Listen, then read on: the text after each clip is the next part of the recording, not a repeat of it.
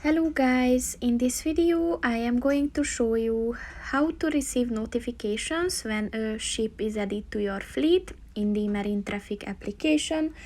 But first I just want to mention, don't forget to subscribe to my channel, because at 10,000 subscribers I am going to show you my whole YouTube revenue statistics and growth strategy, as well as how to make money online.